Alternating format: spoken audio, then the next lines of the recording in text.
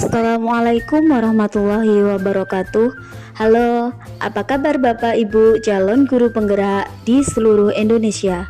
Perkenalkan, saya Hanun Fatoya Agustina, guru SD Negeri 1 Talun, Kecamatan Kemalang, Kabupaten Klaten. Izinkan saya untuk memaparkan hasil aksi nyata saya, modul 1.4 Budaya Positif. Perkenalkan, beliau berdua adalah fasilitator dan pengajar praktik saya, yaitu Bapak Teguh Aprianto dan juga Ibu Diah Eka Sariwulandingrum. Berikut ini merupakan rancangan tindakan untuk aksi nyata saya. Yang pertama adalah latar belakang. Generasi muda kita saat ini banyak yang lebih suka mengikuti tren atau budaya dari luar tanpa adanya filter yang kuat. Hal tersebut menjadikan bangsa kita mengalami krisis karakter. Selain itu, kemajuan teknologi yang begitu pesat juga berdampak pada perkembangan karakter anak. Anak juga tidak suka dengan peraturan, karena selama ini jika mereka melakukan pelanggaran, mereka akan mendapatkan hukuman dan cenderung akan mempermalukan dirinya. Sebagai seorang pendidik, kita perlu menerapkan budaya positif pada anak-anak di lingkungan sekolah agar mereka dapat menyaring dampak negatif dari budaya luar tersebut. Selain itu, juga mengubah peraturan menjadi sebuah keyakinan. Tujuan aksi nyata saya: yang pertama, menciptakan murid yang merdeka dan disiplin diri yang kuat. Yang kedua, menumbuhkan budaya positif di sekolah dengan meyakini nilai-nilai kebajikan universal. Tolak ukur keberhasilan saya adalah: 1. Terbentuknya keyakinan kelas melalui kegiatan kesepakatan kelas yang dilakukan wali kelas dan siswa. 2. Siswa mampu menerapkan dan menjalankan keyakinan kelas yang telah dibuat. Selanjutnya, lini masa tindakan atau langkah-langkah tindakan yang akan dilakukan. Yang pertama adalah menghadap kepala sekolah untuk menjelaskan pentingnya penanaman budaya positif dan keyakinan kelas di sekolah. Yang kedua, mengumpulkan rekan guru untuk melakukan diseminasi pemahaman materi budaya positif atau keyakinan kelas dan segitiga restitusi. Yang ketiga, berkoordinasi dan berkolaborasi dengan wali kelas untuk membuat keyakinan kelas di kelasnya masing-masing. Dan yang keempat, memantau, merefleksi, dan mengevaluasi keyakinan kelas yang telah dibuat. Berikut merupakan dukungan yang dibutuhkan. Yang pertama adalah dukungan dari kepala sekolah, rekan guru, serta murid agar tindakan yang telah disusun dapat dilakukan secara lancar dan menyeluruh. Yang kedua, sarana prasarana untuk menumbuhkan budaya positif di sekolah. Dan yang ketiga, dukungan orang tua dalam melakukan budaya positif di rumah. Berikut ini merupakan kegiatan diseminasi mengenai pemahaman dan pengalaman budaya positif yang telah saya lakukan. Bapak Ibu, mohon perhatiannya. Sebelumnya, Assalamualaikum warahmatullahi wabarakatuh. Sebelumnya, kita panjatkan puji dan syukur kehadirat Allah Subhanahu wa Ta'ala atas kesempatan dan juga kesehatan sehingga kita bisa berkumpul di sini untuk melaksanakan program KKG kelas 6 seperti yang sudah diagendakan. Untuk acara hari ini, untuk KKG hari ini akan diisi oleh Bu Hanun yang akan merepresentasikan programnya, yaitu tentang diseminasi aksi nyata program pendidikan guru penggerak dengan tema budaya positif. Sebelumnya saya akan membacakan susunan acara kita pada siang hari ini. Yang pertama adalah pembukaan atau sambutan yang akan disampaikan oleh Bapak Sukoto sebagai Ketua KKG. Untuk acara yang kedua adalah acara inti yang akan disampaikan oleh Saudari Hanun. Yang ketiga adalah sesi tanya jawab, dan yang keempat adalah penutupan. Begitu susunan acara kita pada sore hari ini. Menginjak ke acara selanjutnya, monggo waktu dan tempat saya persilahkan kepada Pak Boto sebagai Ketua KKG kelas 6. Terima kasih. Terima kasih. Assalamualaikum warahmatullahi wabarakatuh. Ya, yang pertama saya ucapkan terima kasih untuk Bu Dewi yang sudah memberi waktu kepada saya di sini tidak panjang lebar. Pertama kali saya ucapkan banyak terima kasih kepada Bapak Ibu semua yang sudah hadir memenuhi undangan kami untuk melaksanakan KKG di semester 2 ini di tengah-tengah kesibukan Bapak Ibu. Terima kasih sekali sudah bisa menghadiri acara pada kesempatan kali ini.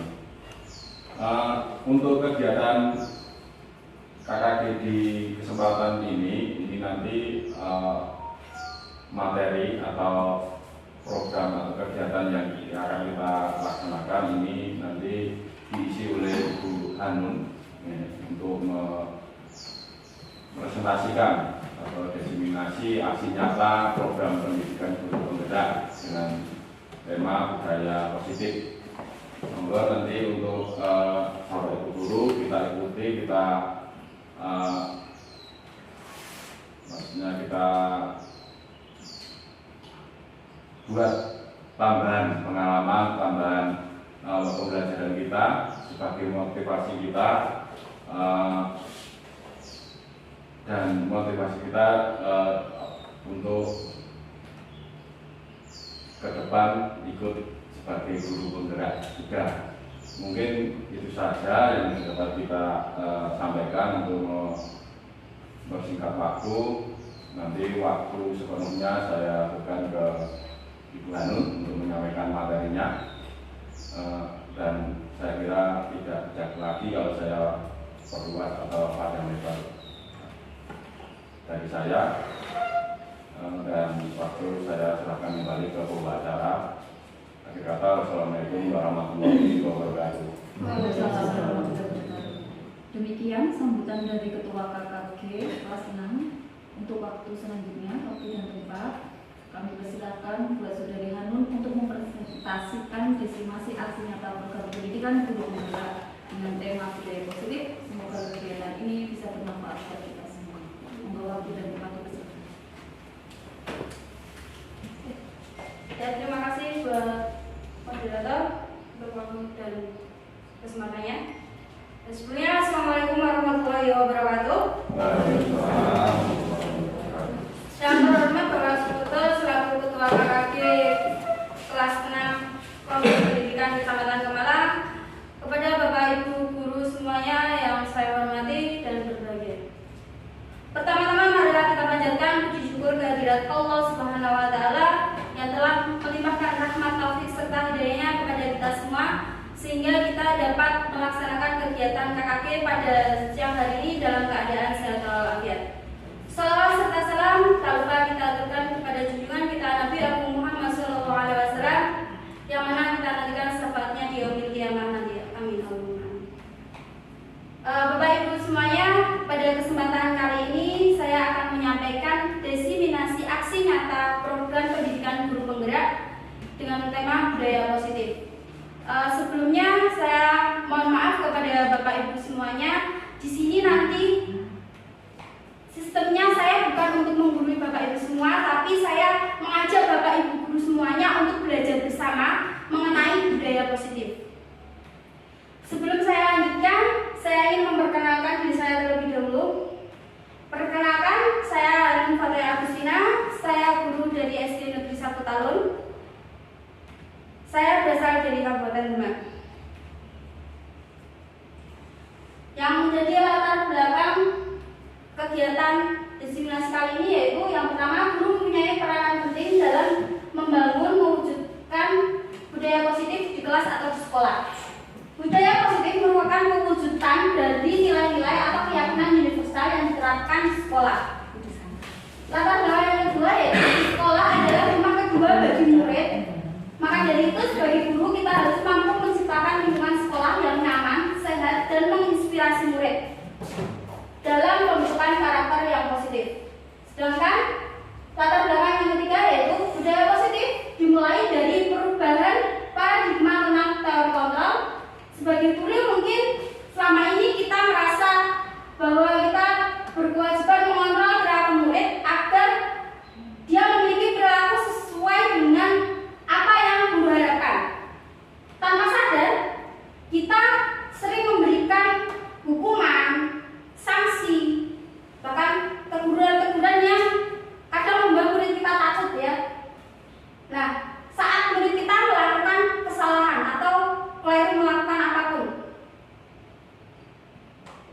memberikan imbalan itu juga termasuk di dalam latar belakang budaya positif ini. Memberikan imbalan terhadap murid yang melakukan perbuatan baik atau murid yang juara, seperti itu. Kita sering melakukan hal-hal itu.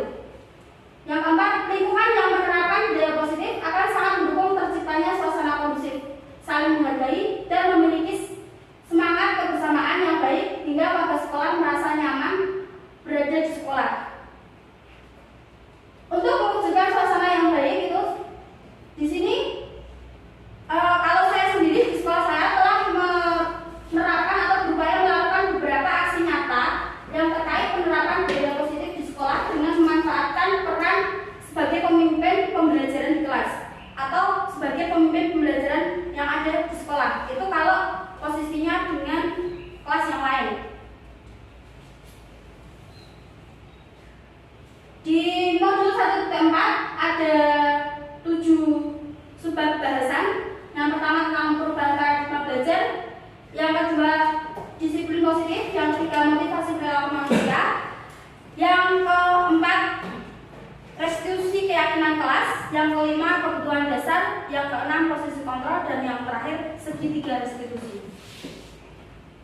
Kita mulai dari yang pertama. Nah, di sini ada perubahan paradigma.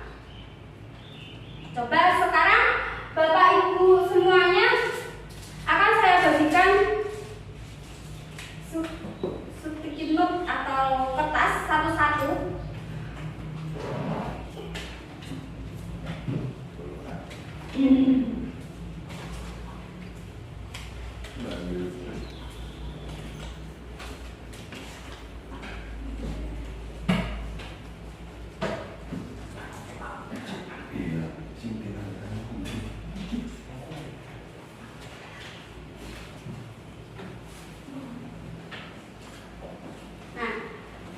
Minta tolong Bapak Ibu bisa menuliskan hal yang paling penting atau yang paling berharga atau bisa juga hal yang paling rahasia dari yang Bapak Ibu miliki pada kertas tersebut.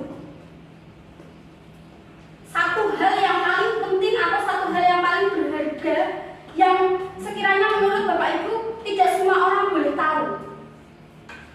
Bahkan mungkin orang yang baru saja dikenal tidak boleh tahu, atau orang yang bukan orang dekat, orang terdekat tidak boleh tahu. Silakan dituliskan di kertas tersebut.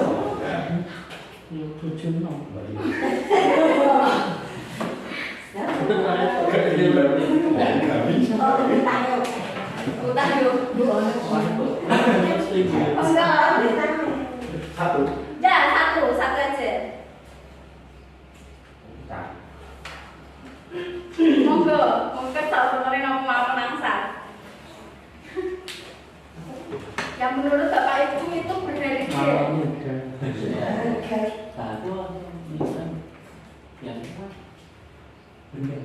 Boleh benda, boleh apa ya, orang, atau boleh mungkin ada yang merasa berharga itu uang, atau mungkin merasa berharga itu harga diri atau apa kayak itu, bebas. Yang jelas setiap orang anak. Ya, yang pasti setiap orang punya. Setiap orang anak mesti dia anak mesti dia berharga anak. Punya hal yang berharga. Orang kita. Sama? Sudah? Yang menurut Bapak Ibu itu berharga, sangat berharga. Kalau sudah silakan dilipat. Sudah, silakan dilipat kalau sudah. Nah, silakan digenggam di tangan sebelah kanan. Digenggam di tangan sebelah kanan. Digenggam yang erat di tangan sebelah kanan. Coba antara dengan teman yang satu dengan lainnya saling membuka. Apakah Bapak Ibu akan bersedia membuka dari genggaman hal yang paling berharga yang Bapak Ibu miliki?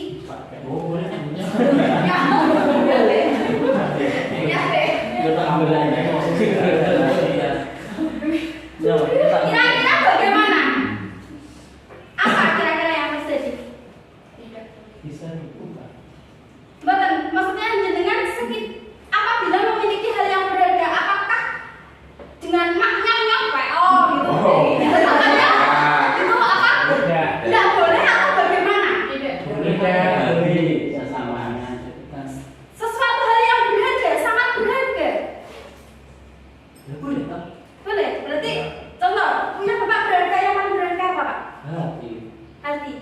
hati.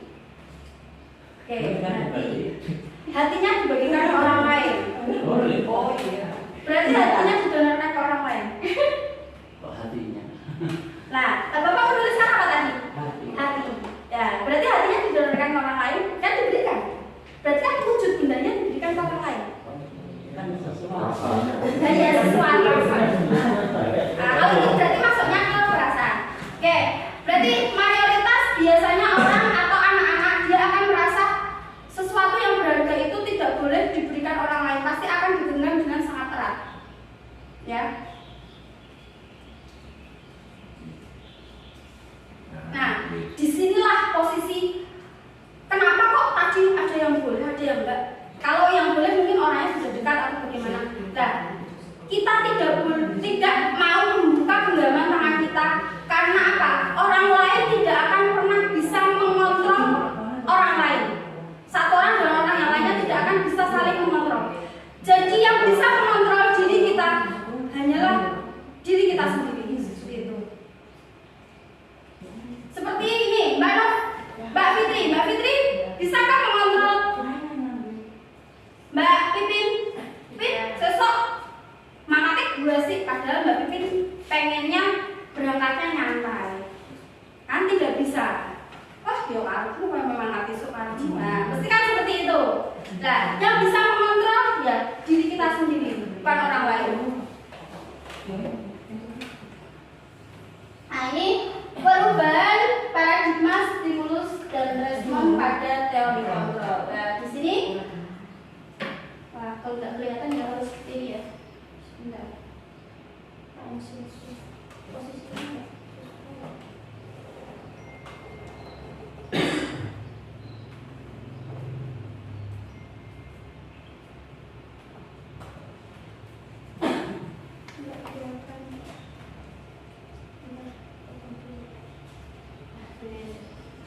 Nih, stimulus respon. Nah, kita mencoba mengubah orang lain agar punya pandangan yang sama dengan kita. Nah, padahal kita berusaha untuk memahami pandangan orang lain tentang dunia. Jadi kita tidak bisa mengontrol orang lain harus sama seperti kita, atau saat berpendapat itu kita tidak boleh memaksakan orang lain harus sama pendapatnya dengan kita. Ini dari perubahan paradigma stimulus respon teori dan kontrol. Jadi orang punya perilaku buruk dilihat sebagai suatu kesalahan. Nah, padahal semua perilaku itu punya tujuan masing-masing. Mungkin murid kita ada yang melakukan tiba-tiba nonjok temannya. Nah, kita tidak boleh langsung salah. Kayak itu tidak boleh, Bapak Ibu. Jadi harus kita cari tahu dulu tujuan dia itu apa. Nonjok temannya tujuannya pertama apa? Mungkin dia tidak terima karena dibully atau seperti apa, atau bisa juga mungkin karena hal lain yang menjadikan anak itu naik pitam. Nah, itu. Jadi tidak semua kesalahan atau hal buruk itu suatu hal yang buruk.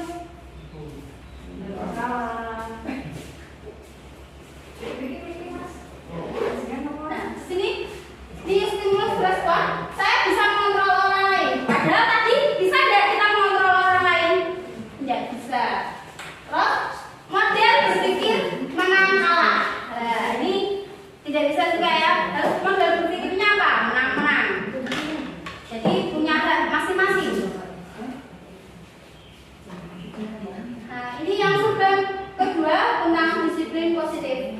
Ini Anda tidak bisa mengontrol orang lain, hanya Anda sendiri yang bisa mengontrol diri Anda. Seperti yang sudah saya sampaikan tadi, kita tidak bisa mengontrol orang lain, tapi hanya diri kita sendirilah yang bisa mengontrol orang lain.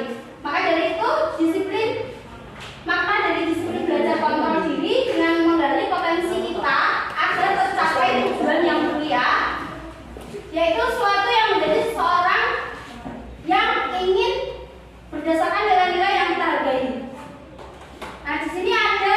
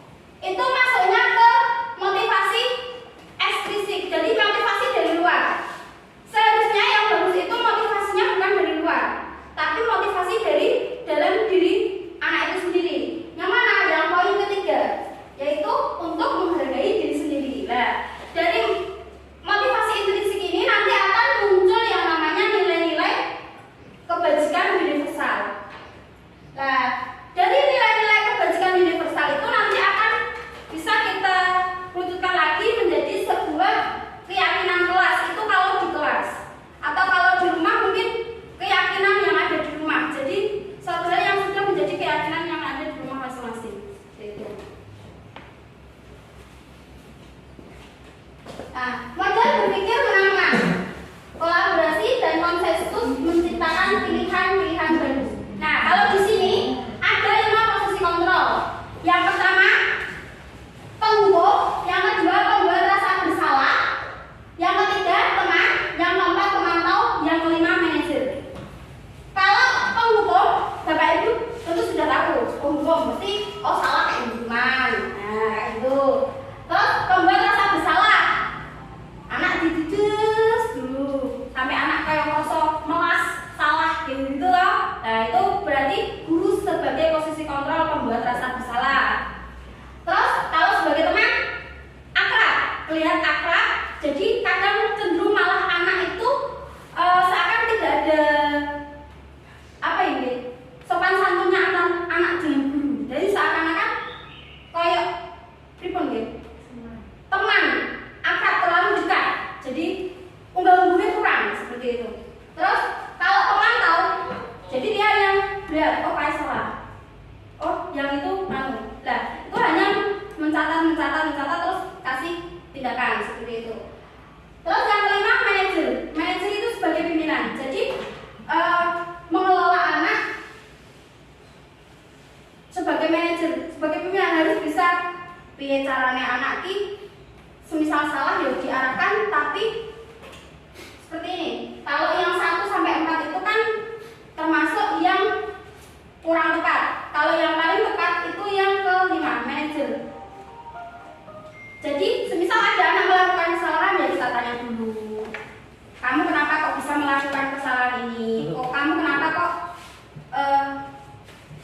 melakukan hal tersebut karena apa? Lah, terus alasannya apa?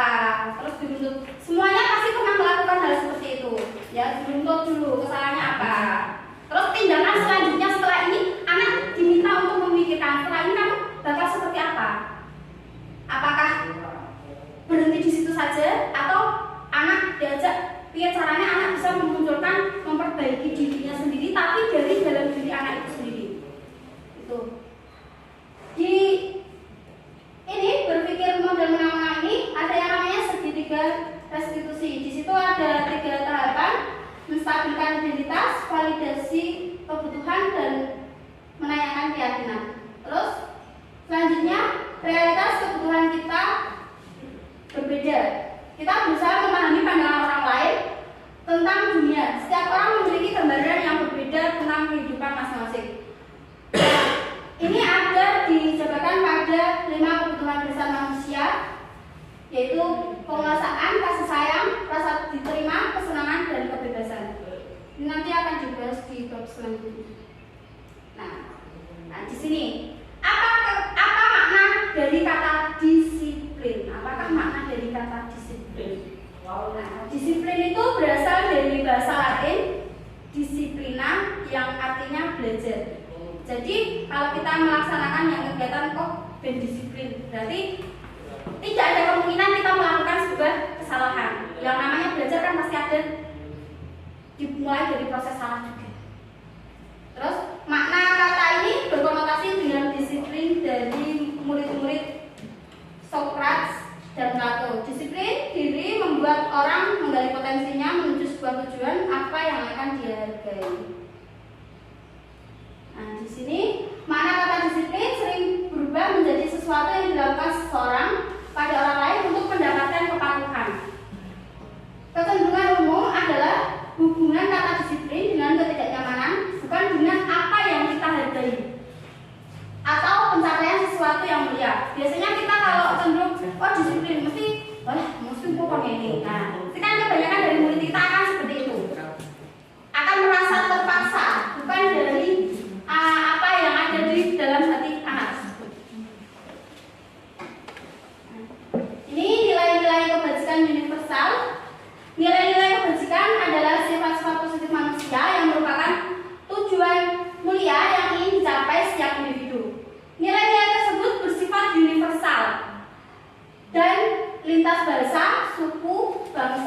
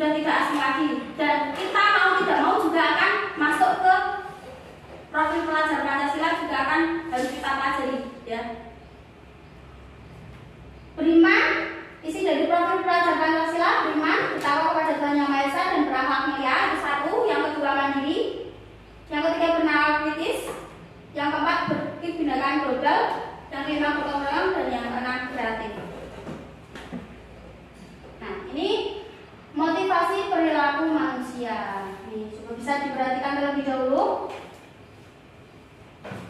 Nah, kalau untuk menghindari ketidaknyamanan, nah, misal apa? Ini kalau di sini apa yang akan terjadi apabila saya tidak melakukannya? Misal, tidak mengerjakan PR. Apa yang terjadi jika saya tidak mengerjakan PR? Nah, ini berarti termasuk motivasi eksternal tadi ya, bisa ke arah hukuman itu tadi ya. Terus untuk mendapatkan imbalan dari orang lain, apa yang akan saya dapatkan apabila melakukan sesuatu? Piring atau hadiah. Nah, itu berarti juga motivasi eksternal. Sedangkan kalau untuk motivasi internal atau yang tujuannya ke menuju disiplin positif, itu kita bisa menanyakan ke diri kita sendiri, saya ingin menjadi apa setelah ini, atau saya ingin menjadi orang yang seperti apa bila saya melakukan ini. Nah, itu jika motivasinya berasal dari dirinya. Ini menurut Ki Hajar Dewantara dalam bukunya tentang pemikiran konsepsi keteladanan sikap merdeka yang cetakan kelima tahun 2013 halaman 469, mohon maaf, menyebutkan bahwasanya merdeka itu artinya tidak hanya terlepas dari perintah, akan tetapi juga cakupan buat memerintah diri sendiri. Ya, jadi merdeka itu tidak hanya terlepas dari perintah orang lain, tapi kita harus bisa memerintah diri kita sendiri, bisa mengendalikan diri kita sendiri. Nah, ini dihukum oleh penghargaan. Mungkin kita kadang tidak sadar dihukum oleh penghargaan, ya. Nih, coba bisa diperhatikan terlebih dahulu, dihukum oleh penghargaan. Penghargaan berlaku sama dengan hukuman. Tadi ya, imbalan berlaku sama dengan hukuman. Dalam arti meminta atau membujuk seseorang untuk melakukan sesuatu dengan memberikan imbalan itu sama halnya dengan memberikan hukuman. Karena apa? Sama-sama berupa dorongan eksternal atau dorongan dari luar. Hal itu jika dilakukan secara terus-menerus, maka akan menjadi sebuah ketergantungan. Seperti halnya anak, jika tidak diberi imbalan atau tidak diberi hadiah, dia tidak akan melakukan sesuatu yang diperintahkan atau sesuatu instruksi atau tugas apa yang diberikan. Itu kalau dia hanya condong ke imbalan. Sama halnya yang tadi, dia akan merasa tidak akan melakukan sesuatu jika tidak mendapatkan hukuman. Nah, biasanya kalau dorongan eksternal pasti pengaruhnya akan jangka pendek. Pengaruh jangka pendek dan jangka panjang. Kalau jangka pendek, anak orang dia orang akan melakukan sesuatu. Jangka panjangnya juga nanti dia tidak akan mempunyai kebiasaan positifnya, itu hanya akan tergantung pada saat dia mendapatkan imbalan atau hukuman aja. Terus penghargaan itu juga menghukum secara tidak langsung ya. Ketoknya kita ngajarin anak senang, padahal itu tidak sebenarnya. Ya. Terus mengurangi ketepatan, penghargaan juga tidak efektif. Penghargaan merusak hubungan. Penghargaan menurunkan kualitas. Penghargaan mematikan kreativitas. Ini penghargaan mematikan kreativitas. Sebenarnya anaknya kreatif, tapi berhubung biasa dikasih cokokan hadiah. Jadi kalau posisi sekali tidak dikasih hadiah, dia pasti akan ngoro. Wah, rama hadiah yuk, ogah. Itu berarti motivasinya sudah motivasi eksternal, bukan internal. Tapi kalau motivasinya sudah motivasi internal, dia mau dikasih hadiah, mau tidak dikasih hadiah, ya tetap dia akan menjadi anak yang kreatif. Seperti itu. Tetap punya kreativitas. Penghargaan mengurangi motivasi intrinsik. Nah, ini seperti yang sudah saya katakan sebelumnya. Ini bentuk program kebajikan atau apresiasi. Dalam memberikan apresiasi atau pengakuan, perlu diingat ada beberapa hal. Yang pertama, memberi pengakuan secara khusus. Yang kedua, memberi pengakuan secara pribadi. Yang ketiga, memberi pengakuan kepada semua murid itu secara bergantian. Terus memberi pengakuan secara konsisten, berarti kita memberi pengakuan oh saya ini mampu. Nah, itu berarti secara terus menerus. Enggak, saya ini ngakui sesok kalau orang kayak tak pinter ya. Tidak boleh seperti itu. Kalau memang dia anaknya pintar ya kita akui bahwa dia pintar, pandai. Terus fokus pada proses. Ini contoh-contoh pengakuan atau apresiasi kebajikan. Nah, ini bukaan. Kemarin saya perhatikan. Nah, nilai kebajikan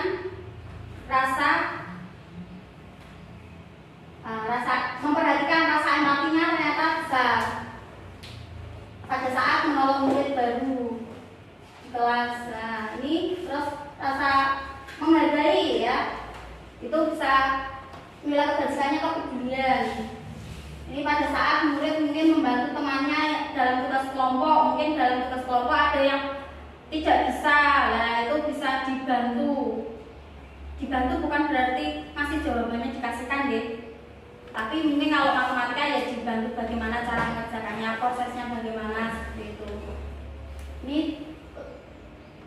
terima kasih, nah itu pemberian atau tanggung jawab. Ini pada saat contohnya anak menemukan kertas yang berserakan yang ada di halaman, mungkin yang ada di kelas, tanpa disuruh dia sudah ngambil sendiri langsung dibuang ke tempat sampah, berarti dia punya apresiasi kebersihan tentang rasa tanggung jawab. Ini kita bisa mengucapkan terima kasih kalau kita melihat.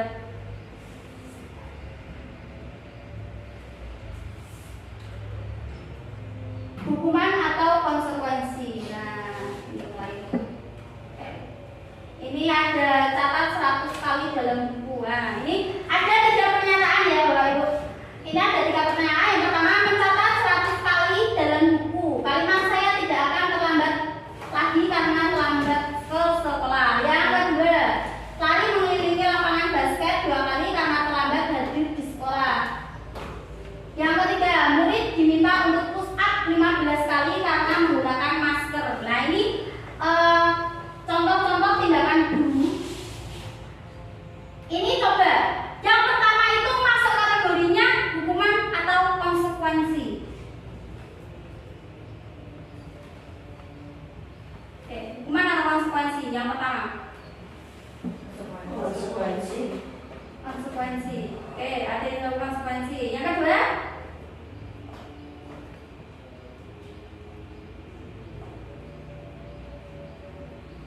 yang kedua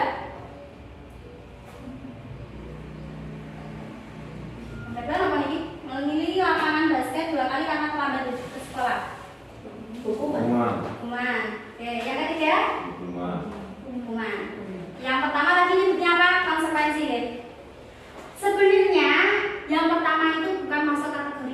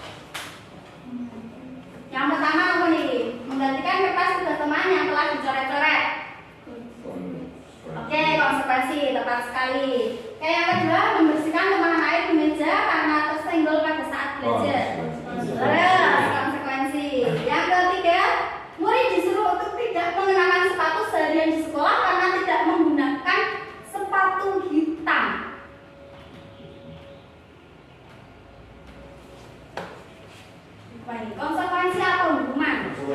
Konsekuensi ya. Terus yang keempat, lari mengiringi lapangan basket 2 kali karena terlambat 10 menit mengikuti pelajaran belajar kali sudah saya sampaikan sebelumnya, maksudnya konsekuensi. Itu untuk membedakan konsekuensi sama hukuman. Nah, ini perbedaannya di sini.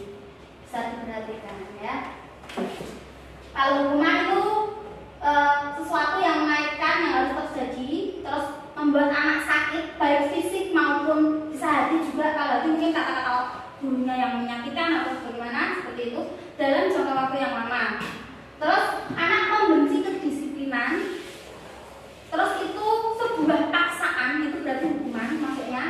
Mendorong anak menyakiti dirinya sendiri, kayak tadi tidak menggunakan sepatu, tidak boleh menggunakan sepatu karena tidak menggunakan sepatu hitam gitu ya. Itu kan menyakiti ya. Itu. Terus konsep diri yang buruk, anak belajar untuk menyembunyikan kesalahan. Nah, ini nanti kalau kehukuman pasti anak akan cenderung berbohong. Nah, biar tidak mendapatkan hukuman. Nah, seperti itu. Terus marah, rasa bersalah, merasa dipermalukan, kayak tadi yang disuruh lari, tiba-tiba suruh lari, terlambat suruh lari, itu kan kalau anak mesti ada yang merasa dipermalukan seperti itu. Wah, aku isin, nah sesuatu mesti tekannya mantap, isin kok lari menang, nah, kayak gitu ya. Nah, itu pasti merasa dipermalukan dan tidak dihargai. Sedangkan kalau konsekuensi itu sesuatu yang harus terjadi. Konsekuensi itu biasanya logis. Terus membuat anak merasa tidak nyaman dalam jangka waktu yang pendek. Jadi hanya sesaat itu, mungkin setelah itu dia akan memperbaiki diri.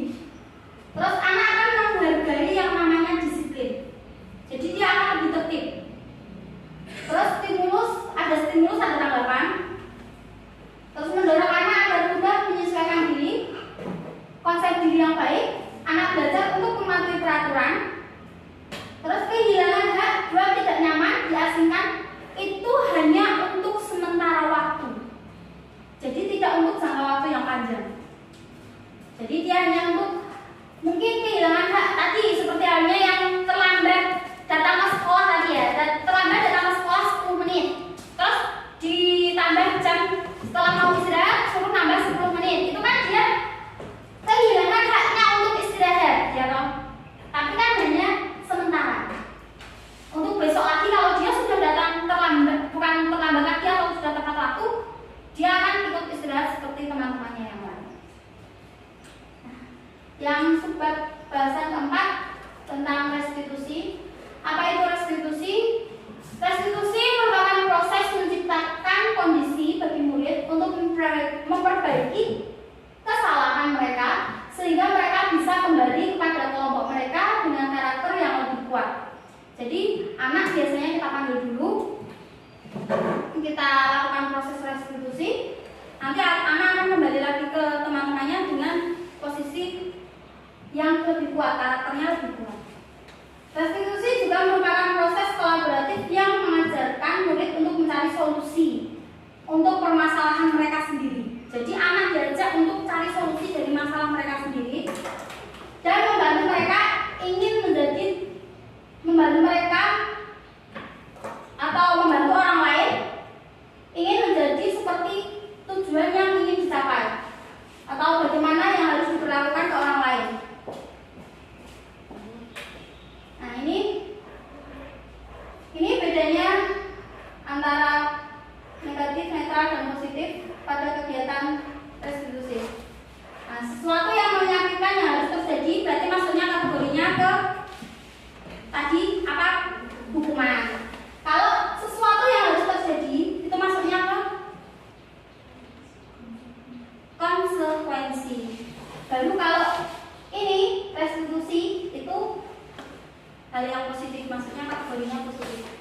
Yang di sebelah dulu itu kategori negatif, itu yang masuk ke bagian hukuman. Kalau yang tengah itu yang bagian netral, itu masuknya ke konsekuensi. Terus yang positif ini bagian yang ke restitusi. Jadi misal kayak tadi, nyoret-nyoret bukunya teman, berarti kan nanti kalau di proses restitusi pasti ada proses penggantian. Jadi yang menjadi korban akan dapat ganti. Ya, terus kayak menumpahkan air. Kalau di proses restitusi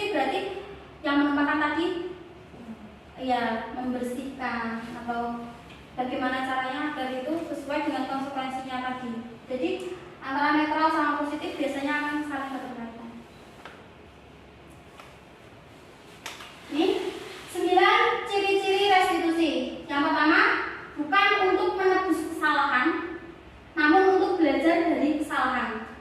Jadi melakukan kesalahan, kalau hanya menebus kesalahan kan saya dilakoni, besok udah tidak lagi kok aku selesai, mau ngaku tak tebus kayak gitu. Tapi dia belajar dari kesalahan, bagaimana dia besok tidak melakukan hal itu lagi, tidak melakukan kesalahan itu lagi.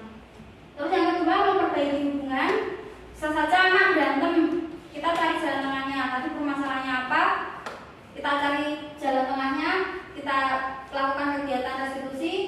Nanti anak akan saling mengakui kesalahan mereka masing-masing. Nah, di sini akan ada proses memperbaiki hubungan. Terus tawaran bukan paksaan.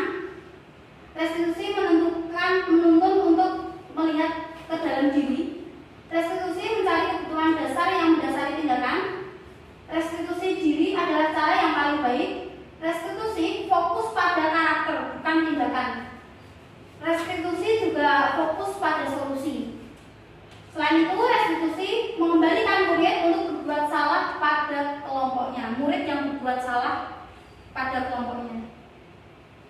Nah, ini keyakinan kelas, hukuman, dan penghargaan. Mengapa tidak ada peraturan saja? Mengapa harus ada keyakinan kelas? Nah, mengapa kita memiliki peraturan 3M, menggunakan masker, mencuci tangan, dan menjaga jarak? Ini kenapa? Kenapa kok kita harus ada peraturan-peraturan seperti itu? Kalau peraturan itu biasanya nanti akan cenderungnya kalau tidak dilakukan kita punya sanksi. Nah, tapi kalau keyakinan kelas itu tidak seperti itu. Jadi akan punya kesadaran tersendiri. Oh, saya kalau tidak melakukan ini berarti saya harus bagaimana? Itu sudah punya kesadaran tersendiri. Nah, mengapa kita memiliki peraturan harus datang ke sekolah tepat waktu pada saat mengikuti pelatihan? Itu sama juga dengan tadi ya. Jadi mungkin ada yang biar izin, biar mendapat teguran seperti itu. Itu berarti peraturan nanti kaitannya dengan sanksi atau hukuman. Sedangkan untuk mendukung motivasi intrinsik, kembali ke nilai-nilai keyakinan. Keyakinan itu lebih menggerakkan seseorang dibandingkan mengikuti serangkaian peraturan-peraturan. Nah, di sini ada lingkaran-lingkaran. Ini lingkaran yang pertama peraturan. Itu peraturan berarti lingkaran yang paling dalam itu peraturan. Terus keyakinan kelas berarti lebih baik lagi. Terus lingkungan yang positif itu juga akan lebih baik lagi. Baru nanti akan tercipta budaya positif. Jadi sekarang coba Bapak Ibu perhatikan selama di kelas masing-masing, kira-kira sudahkah menuju ke keyakinan kelas atau lingkungan positif, ataukah sudah terciptanya budaya positif yang ada di kelas masing-masing? Atau hanya baru sekedar peraturan? Kalau peraturan kan berarti nanti kaitannya dengan kegiatan dapat sanksi, kegiatan dapat sanksi. Kalau melakukan kesalahan dapat sanksi. Nah, selama ini sudahkah ada yang sudah mencapai sampai keyakinan kelas? Keyakinan kelas bisa dibuat bersama-sama dengan anak-anak. Jadi tidak guru yang menentukan, tapi anak yang menentukan. Seperti itu. Keyakinan kelas yang dijalankan secara baik, maka akan tercipta lingkungan yang positif. Lingkungan yang positif akan menciptakan yang namanya budaya positif. Nah, ini contoh kesepakatan kelas yang ada di kelas saya. Ini kesepakatan kelas. Yang pertama, kesepakatan kelas datang tepat waktu dan mengucapkan salam. Mengucapkan salam setiap kali masuk ke dalam ruang kelas. terus menjaga kebersihan sekolah dan menjaga kebersihan kelas tentunya, terus berdoa sebelum dan sesudah kegiatan, aktif dalam pembelajaran, dan tertib. Nah, ini kesepakatannya antara guru dan murid, harus bisa saling menyayangi, saling menghormati, itu tentu. Terus murid semangat dalam belajar, murid peduli dengan teman-temannya. Ini yang sudah masuk di kesepakatan di kelas saya yang sudah dibuat bersama dengan anak-anak. Nah, ini kegiatan pendalaman keyakinan kelas ini berdasarkan tabel T dan tabel Y. Itu ada hormat, produktif, sama diterima dan dimiliki. Di sini nanti hormat berarti meyakini bahwa sangat penting untuk menghormati semua orang dan barang yang dimiliki oleh orang lain. Sedangkan kalau produktif meyakini bahwa sangat penting untuk mengerjakan segala pekerjaan atau mengikuti kegiatan yang telah ditugaskan. Sedangkan kalau diterima dan dimiliki, kami merasa bahwa meyakini bahwa sangat penting untuk merasa diterima pada suatu kelompok dan saling peduli satu dengan yang lainnya. Nah, ini bisa diamati di sini. Kita bisa mengamati menggunakan tabel T atau tabel Z. Nanti jika anak sudah bisa menghormati orang lain, nanti di tabel, misal kita menggunakan tabel Y, di posisinya di mana? Apakah terlihat? Apa sudah bentuk perilaku? Atau hanya terdengar saja? Nah, itu bisa diamati, nanti bisa dituliskan di situ.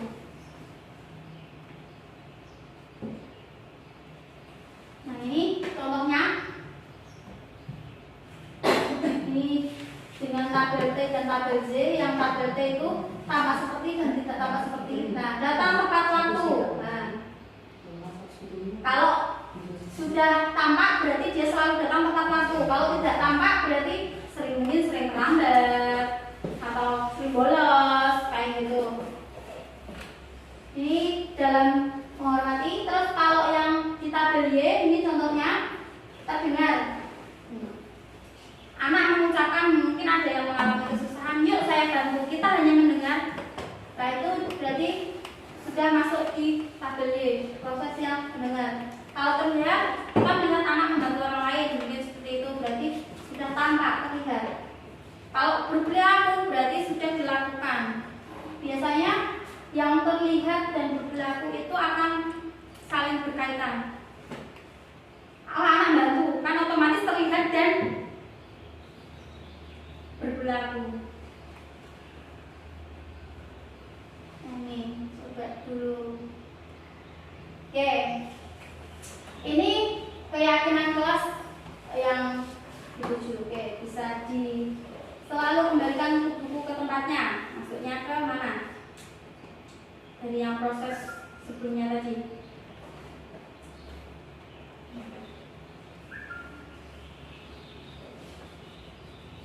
Oke, kalau bingung, inilah dari wujud tanggung jawab. Terus dilarang membantu orang lain, berarti dia menghormati orang lain dan dirinya sendiri. Tadi di sekolah 15 menit sebelum pembelajaran dimulai, berarti menghormati orang lain, komitmen pada tujuan. Karena ini kan sudah masuk di keyakinan kelas tadi, sudah masuk di kesepakatan kelas. Jadi kalau dia hadir sesuai dengan itu berarti dia komitmen. Terus dilarang melakukan kekerasan. Nah, ini keyakinan kelasnya keselamatan, menghormati orang lain. Dilarang menggunakan narkoba, ini ke kesehatan dan dia atau menunggu giliran, menghormati orang lain dan sabar. Gunakan masker, kesehatan, keselamatan. Jangan berlari ke kelas atau koridor sekolah. Biasanya demi keselamatan sama keamanan. yang kelima, kebutuhan dasar manusia. Ada 5 kebutuhan dasar manusia. Yang pertama pasti bertahan hidup. Bagaimana cara manusia untuk bertahan hidup? Kebutuhan dasar bertahan hidup. Caranya gimana kalau kita biar bisa bertahan hidup? Makan. Ya, betul sekali, makan. Makan itu salah satu cara kita bisa bertahan hidup. Terus kebutuhan yang kedua, cinta kasih atau rasa sayang. Nah, itu juga merupakan kebutuhan dasar manusia. Cinta kasih atau rasa memiliki rasa kasih sayang itu kita berhak mendapatkan kasih sayang, berhak mendapatkan cinta kasih, ya. Terus kebutuhan yang ketiga, kesenangan. Setiap orang berhak mendapatkan kesenangannya atau terpenuhi apa yang menjadi kesenangannya. Mungkin ada yang punya hobi futsal, dia akan merasa senang jika dia sudah melakukan itu. Mungkin ada yang hobinya masak, orang lain yang hobi masak. Nah, kayak gitu juga ada. Tapi dari dia akan merasa senang kalau sudah melakukan hal tersebut. Terus yang keempat, kebebasan. Nah, anak juga bukan hanya anak ya, kita sendiri juga butuh rasa bebas. Jadi mungkin kalau anak terlalu dikekang pasti berontak, ya kan? Nah, itulah kenapa kebebasan salah satu menjadi kebutuhan dasar manusia. Terus penguasaan. Penguasaan juga salah satu kebutuhan dasar manusia. Ini saya bacakan dari belakang kelihatan? Oke. Oh, kelihatan pakai membaca. Saya bacakan. Pak Zulfikar adalah kepala sekolah yang baru ditugaskan di SMP Bima Generasi Muda. Sejak kedatangannya di sekolah itu, Pak Zulfikar mencoba untuk menyesuaikan diri dengan lingkungan di sekolah tersebut. Sebagian besar guru-guru dapat menerima kehadiran Pak Zulfikar. Namun, ada beberapa guru yang selalu bereaksi negatif pada kebijakan-kebijakannya dan dengan frontal mengemukakannya di rapat guru mingguan. Salah satunya Pak Malik. Dalam rapat guru mingguan, Pak Malik seringkali mempertanyakan kebijakan-kebijakan yang diambil oleh Pak Zulfikar tanpa argumen yang kuat. Rekan-rekannya sesama guru heran dengan perilaku Pak Malik ini karena sebelumnya ia dikenal sebagai seorang guru yang selalu mengikuti kebijakan kepala sekolah. Bahkan selama ini cenderung diam bila di rapat guru. Pak Hanafi, sahabat Pak Malik, mencoba mendekati dan menanyakan apa penyebab ia bertindak seperti itu. Ada beberapa kemungkinan jawaban yang diberikan Pak Malik.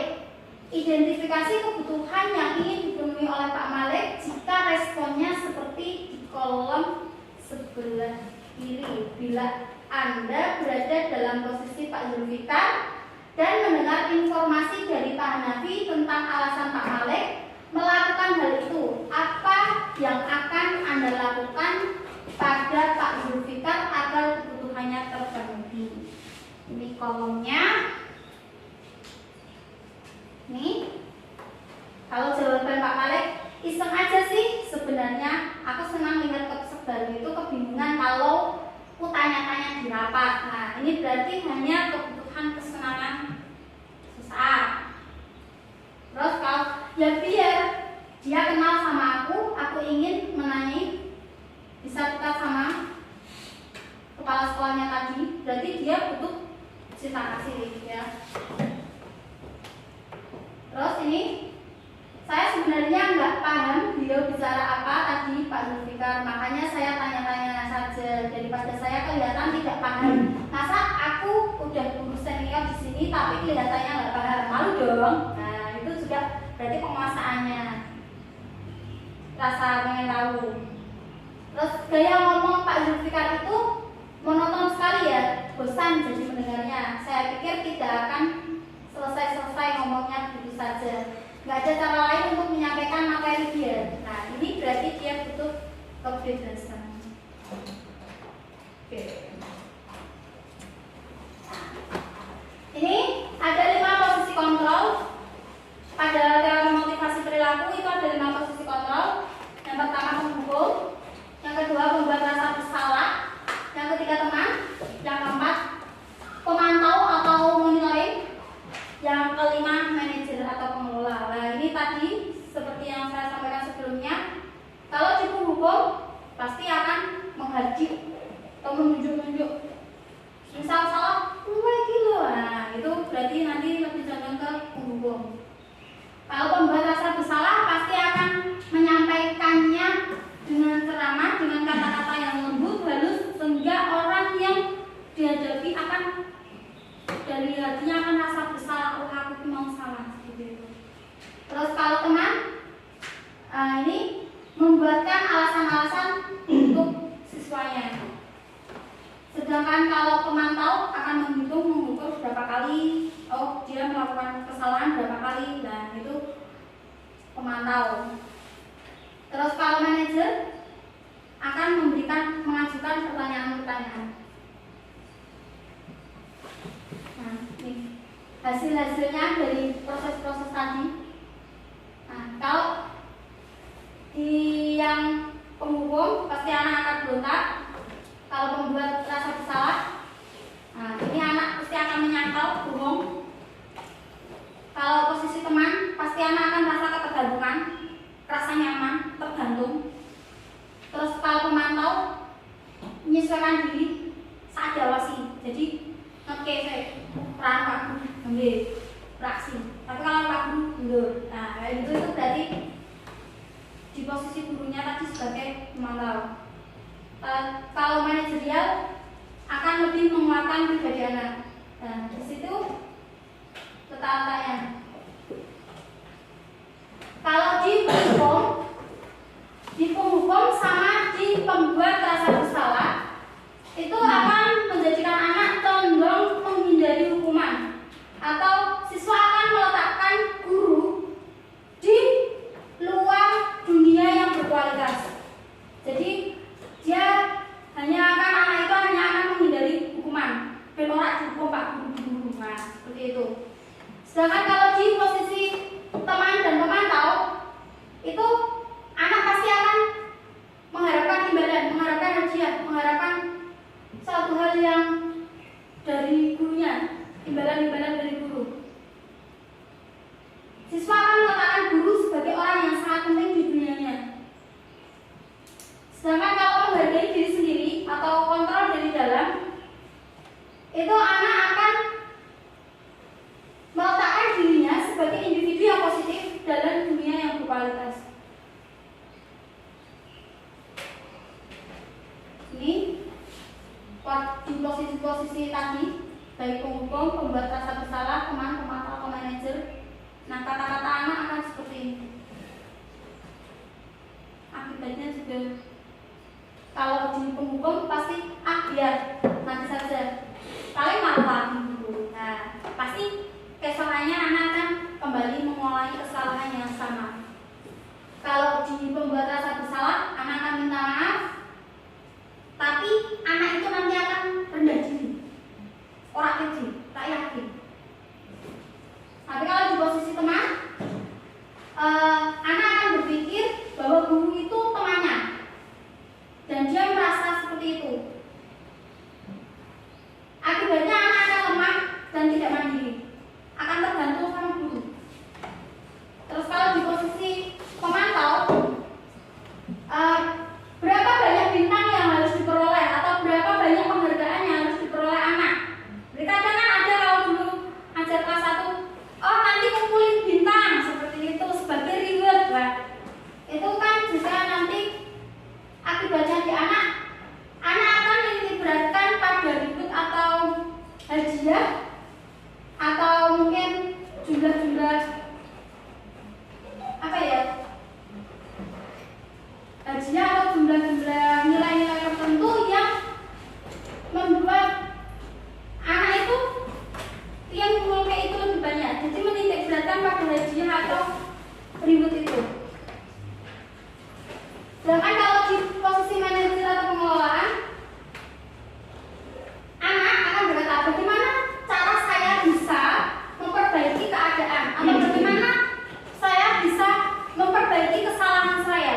sehingga saya tidak akan mengulangi itu lagi.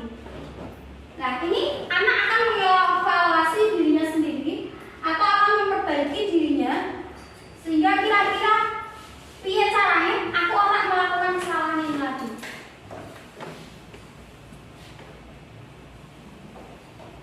Ini ada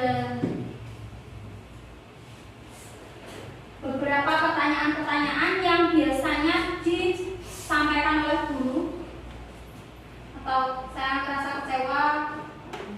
Nah, ini posisi-posisi pertanyaan-pertanyaan sesuai dengan posisi kontrolnya. Ini bergerak. Oke. Peraturan memantau konsentrasi. Biasanya ya waktu.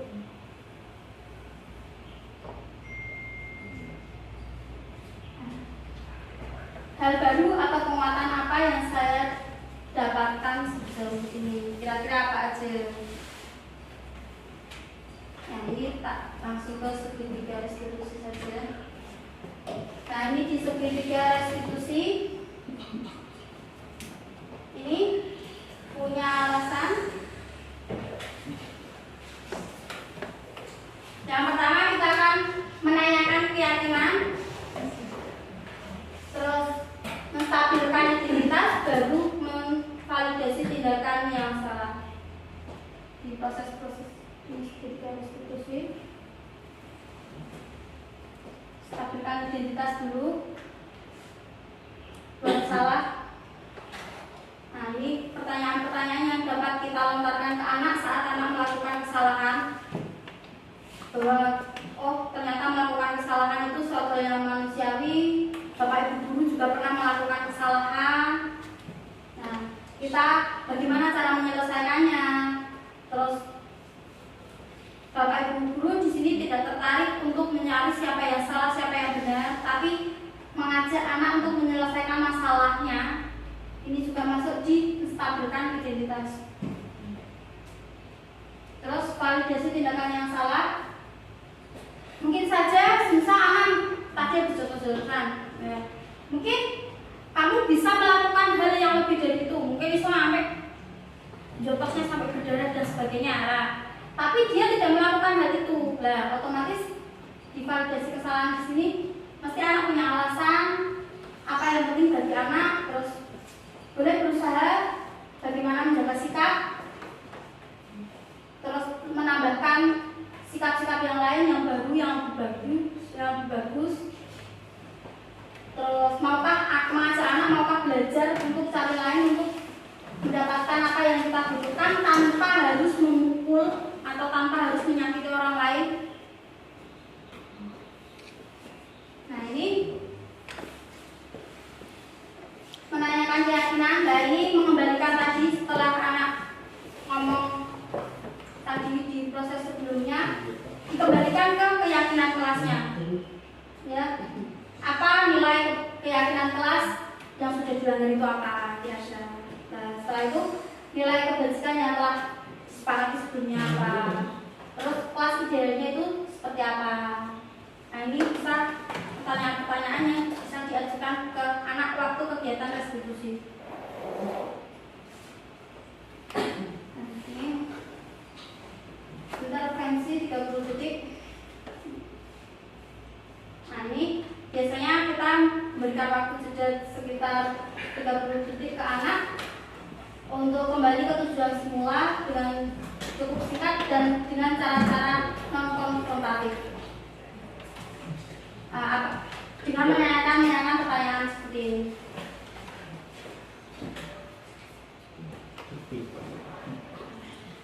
Refleksi.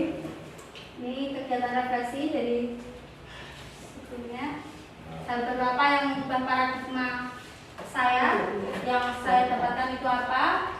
Ini pertanyaan-pertanyaan refleksi yang bisa diberikan ke anak.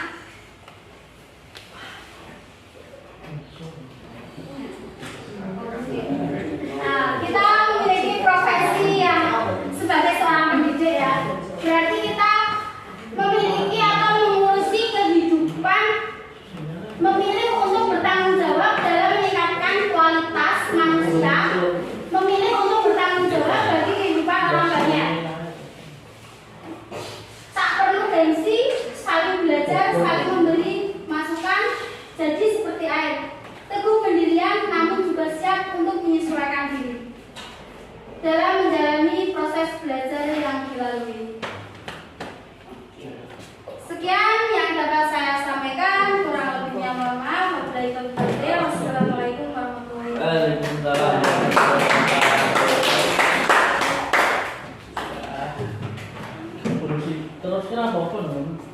Lulusannya lulusan Sampaikan.